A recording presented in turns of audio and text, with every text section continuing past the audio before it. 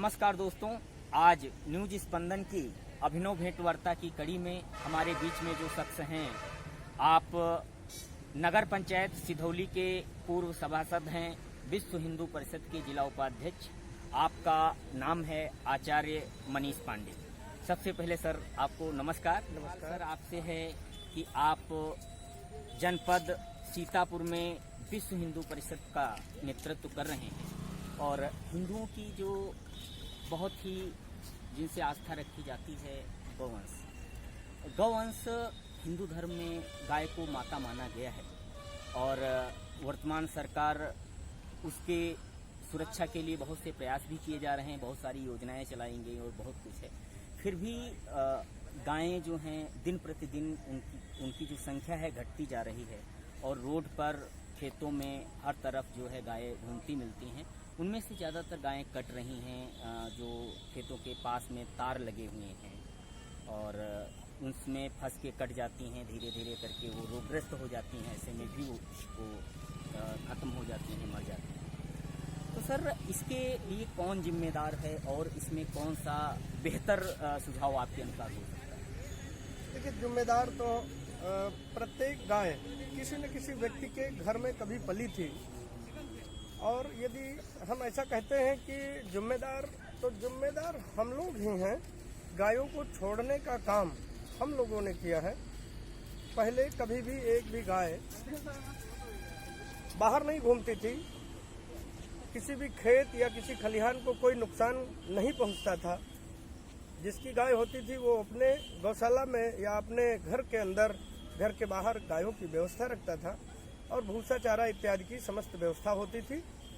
जो भी उसके बछड़े या बच्चे जो भी गाय से होते थे उनको खेती के लिए तैयार किया जाता था। लेकिन किसानों के द्वारा आधुनिक यंत्रों का प्रयोग बहुतायत मात्रा में करने के कारण ये जो गौवंश है इसको समाज से बहिष्कृत कर दिया गया और उनको मरने के लिए ही छोड़ दिया गया। इसके सबसे बड़े जिम्मेदार हम लोग ही हैं, जिन्होंने गाय पाली और पालने के बाद सड़क पर छोड़ दिया उनको मरने के लिए। समाज के उन लोगों से मेरा कहना यह है कि जिन्होंने कभी भी गाय पाली हो उनको गौमाता की सौगंध है। वो यदि एक एक गाय अपने दरवाजे पर बांध लेंगे तो निश्चित तौर पर यह समस्या समाप्त हो जाएगी जो आज दिखाई देती है। आपने जैसे पूछा, अभी खेत के किनारे जो तार लगे होते हैं, तार भी किसान और जनता के द्वारा ही लगाया जाता है और गाय भी जनता की ही है, किसानों की ही है। अब ऐसे संदर्भ में सिर्फ इतना ही कहा जा सकता है कि उन गायों को यदि बचाना है, गोवंश को सुरक्षित रखना है, तो प्रत्येक गाय को एक एक आश्रय मिलना चाहिए। एक एक व्यक्ति को यह सोचना चाहिए कि एक गाय हम अपने दरवाजे पर पाल लें, तो निश्चित तौर पर यह समस्या समाप्त हो जाएगी और जो गौवंश की इस तरह से दुर्दशा हो रही है, निश्चित तौर पर यह दुर्दशा समाप्त हो जाएगी। और व्यक्ति जो किसान जो है खेती करने के लिए तमाम सारी केमिकल्स, तमाम सारी खादों का जो उपयोग करता है, मेरा यह मानना है और हमारे विश्व हिंदू परिषद की तरफ से भी तमाम सारी ऐसी जागरूक अभियान रैली चलाई जाती हैं, मीटिंग्स की जाती हैं, जिसमें बताया जाता है कि एक गाय से आप कम से कम 2 हेक्टेयर खेती कर सकते हैं बिना किसी केमिकल की युक्त खाद के, बिना किसी जो है रसायन खाद के। हाँ, रासायनिक खादों का प्रयोग बिल्कुल नहीं होगा और एक गाय से आप 2 हेक्टेयर की खेती कर सकते हैं। ये ऐसा विज्ञान ने भी साबित करके दिया है। तो कहने का तात्पर्य है कि दूध सबको अच्छा लगता है लेकिन गाय पालने का मन नहीं करता है, गाय की सेवा करने की इच्छा नहीं है। कुत्ता अपने घर में पाल लेंगे, उसकी सेवा जरूर करेंगे और गाय की सेवा नहीं करना चाहते। इसके जिम्मेदार सर आपने अभी जिक्र किया गौवंश संरक्षण के लिए, लेकिन सरकार के द्वारा जो बहुत सी योजनाएं चलाई गई, गौशाला बनवाए गए और इसके संरक्षण का दायित्व तो ग्राम प्रधानों को दिया गया।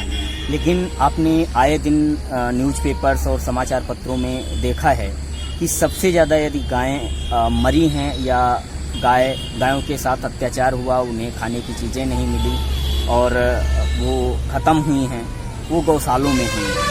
तो सर इस पर आपका क्या विचार है? देखिए, मैं आपको बताऊं, गौ आश्रय स्थल जो भी बनाए गए उन गौशालों में नियमित रूप से देखरेख के अभाव में तमाम सारे गौवंश मर गए। नियमित रूप से उन्हें चारे पानी की व्यवस्था देखना और नियमित रूप से उनकी सेवा में लगे हुए कार्यकर्ताओं को यदि समय पर उन्होंने कार्य नहीं किया, समय पर उन्हें चारा पानी नहीं दिया तो भूखों मर गई तमाम सारी गायें। अभी कुछ समय पहले हम लोगों ने एक सर्वे किया विश्व हिंदू परिषद और बजरंग दल की तरफ से। सीतापुर जनपद में जितनी भी गौशालाएं थीं उन सभी गौशालाओं में हम लोगों ने जाकर के वहां की व्यवस्था ठीक कराने की अपील की, लोगों से प्रार्थना की और ग्राम प्रधानों से और वहां की जनता से मिल करके गो आश्रय स्थलों को मजबूत करने की इच्छा जताई। और आज अपने सीतापुर जनपद में लगभग सभी गौ आश्रय स्थलों पर कुछ स्थितियां सुधरी कि जो हिंदू धर्म है उसमें जो निचला तबका है, जिसे हम अनुसूचित जाति अनुसूचित जनजाति कह सकते हैं, वो सबसे ज्यादा यदि कहीं शोषित होता है, उसका शोषण होता है, तो इसी हिंदू धर्म में जो उच्च वर्ग है वही सबसे ज्यादा शोषण करता है अछूत के हिसाब से। इस पर आपका क्या विचार है? मैं आपकी बात पूरी तरीके से सुन रहा था। मैं आपको बताऊं, हिंदू धर्म में ऐसी कोई भी कुरीति किसी भी शास्त्र में नहीं लिखी है कि किसी को निचला या किसी को ऊंचा बताया जाए। सभी एक समान होते हैं क्योंकि एक तरीके से पैदा होते हैं और एक ही तरीके से उनका सारा कार्य होता है। हिंदू धर्म को मानने वाले प्रत्येक व्यक्ति समान है, किसी भी प्रकार की कोई असमानता नहीं है। और बात रही अगले और पिछले की, यह तो यहाँ जन्म लेने के पश्चात निर्धारित किया गया कि आप फला हैं, आप फला हैं। वास्तविकता यह है कि जन्म से सभी एक जैसे हैं और कर्म जिसके जैसे होते हैं उन कर्मों से व्यक्तियों की पहचान होती है। यदि हम स्वयं गंदा कार्य करेंगे तो हम स्वयं गंदे कहलाएंगे। कोई ऊंचा नहीं है, कोई नीचा नहीं है, सभी समान हैं। भारत के संविधान को उठा करके भी देखा जाए और चाहे अपने वैदिक रीति सनातन धर्म को उठाकर देखा जाए, उनको पढ़ा जाए, उसमें सभी एक जैसे होते हैं और एक जैसी ही व्यवस्था सबको लागू है। किसी को कोई अलग से कोई व्यवस्था नहीं है हमारे सनातन धर्म में। हिंदुओं के उच्च वर्ग के अत्याधिक शोषण से जो अनुसूचित जाति के लोग हैं वो हिंदू परंपराओं का अनुसरण नहीं करते हैं अपने घर में किसी वैवाहिक कार्यक्रमों में। उसमें एक काफी बड़ा तबका है जो बौद्ध धर्म के अनुसार वैवाहिक कार्यक्रम या घर में किसी भी तरह के मांगलिक कार्यक्रम होते हैं वो अपने बौद्ध धर्म के अनुसार मनाते हैं। इस पर आप क्या कहते हैं? मैं बताता चलूं कि किसी भी प्रकार का कोई शोषण नहीं है। समाज में सभी एक समान हैं और मेरा विश्व हिंदू परिषद समस्त हिंदुओं को एक पास बैठ करके जोड़ने का कार्य करता है और विश्व हिंदू परिषद सन 1950 से निरंतर यही कार्य करता चला आया है कि हमारे हिंदू धर्म में न कोई ऊंचा है न कोई नीचा है, सभी एक जैसे हैं। और हाँ, यह मान सकते हैं कि उन्होंने अपनी परंपराओं के अनुसार मांगलिक कार्य करना प्रारंभ किया। ये अच्छी बात है क्योंकि यह भी समय के अनुसार परिवर्तन होता है। परिवर्तन प्रकृति का नियम है, इसलिए परिवर्तन होने चाहिए। समाज में एक अच्छी दिशा और अच्छा ज्ञान देने के लिए धर्म का निर्माण होता है। मैं प्रत्येक धर्मों का सम्मान करता हूँ और वो सभी धर्म अनादिकाल से सनातनी ही हैं और सभी सनातनी हैं। उन्हीं में से किसी को कुछ अच्छा लगता है, किसी को कुछ अच्छा लगता है। इस तरीके से अपने अपने धर्म को उन्होंने अपने सुगमता पूर्वक निर्वहन करने के लिए उनको बनाया और यह अच्छी बात है कि वह भी मांगलिक कार्य करते हैं। सभी मांगलिक कार्य अपने अपने घरों में करते हैं, किसी न किसी विधा के अनुसार ही करते हैं और विधा के अनुरूप कार्य होना ही सनातनी की पहचान है।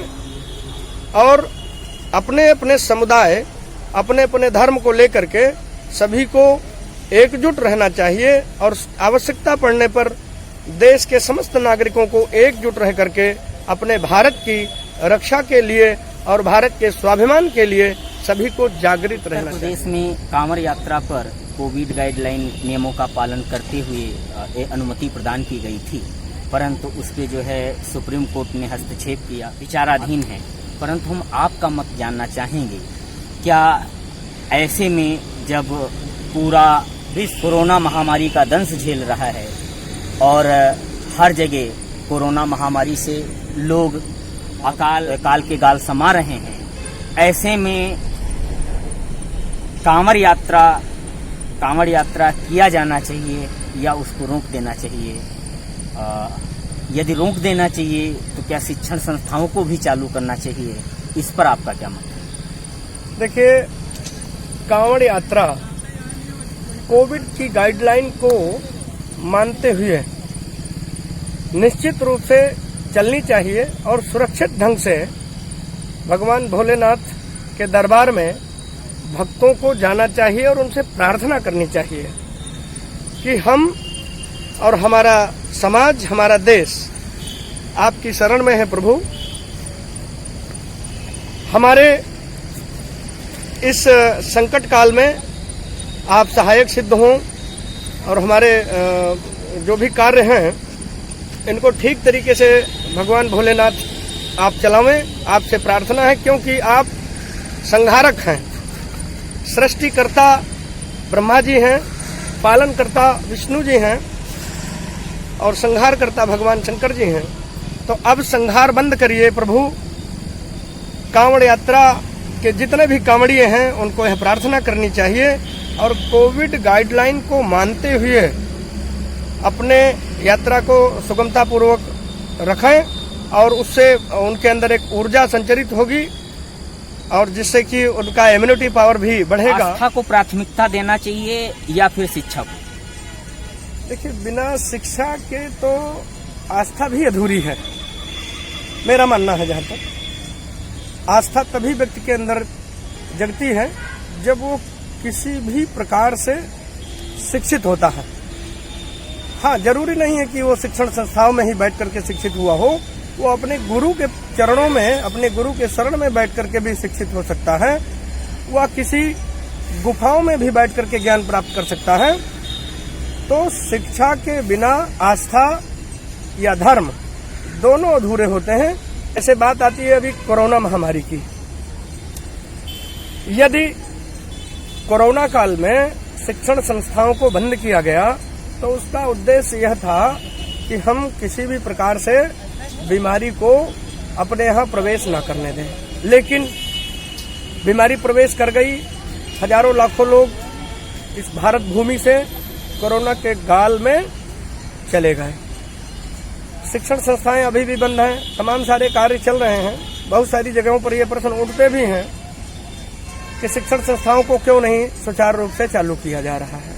मैं बताता चलूं, शिक्षण संस्थाओं को भी एक समय आने पर प्रारंभ किया जाएगा, क्योंकि शिक्षण संस्थाओं में बच्चे छोटे से लेकर के बड़े बच्चे तक होते हैं और बच्चों में तमाम प्रकार के रोग फैलने की जो आशंकाएं होती हैं वो अधिक होती हैं। कांवड़िए अपनी कांवड़ यात्रा पर निकलते हैं तो वो नंगे पांव होते हैं और बहुत ही परिश्रम करके ओम नमः शिवाय का जयकारा लगाते हुए भगवान भोलेनाथ की भक्ति में लीन होकर के नंगे पांव अपनी यात्रा निर्बाध गति से चलाते हैं। तो उनको उनके शरीर से पसीना आता है और उनको एक परिश्रम करना पड़ता है, जिस परिश्रम के माध्यम से उनके अंदर तमाम सारी ऊर्जा निकलती है और तमाम सारे रोग प्रतिरोधक क्षमता उनके शरीर के अंदर बढ़ती रहती है, और जिससे कि मेरा यह मानना है कि कोरोना कुछ भी नहीं कर पाएगा और तमाम सारी जो भी बीमारियां उसके शरीर के अंदर होती हैं वो सभी भाग जाएंगी और वो निश्चित तौर पर स्वस्थ रहेगा, क्योंकि परिश्रम करने वाले व्यक्ति इतनी जल्दी अस्पताल नहीं जाते हैं। ग्रामीण जितने भी होते हैं हमारे भाई, किसान भाई, ये दिन भर परिश्रम करते हैं और उसी परिश्रम के बलबूते पर इनको कभी भी अस्पताल जाने की आवश्यकता नहीं पड़ती है, क्योंकि इनके शरीर से निरंतर पसीना निकलता है, यह परिश्रमी होते हैं। तो यह निश्चित तौर पर मैं बता दूं कि परिश्रम करने वाला व्यक्ति सदैव सफल रहता है और निरोग रहता है। आचार्य जी, आपने हमसे बात किया, इसके लिए बहुत बहुत धन्यवाद। साधुवाद, धन्यवाद।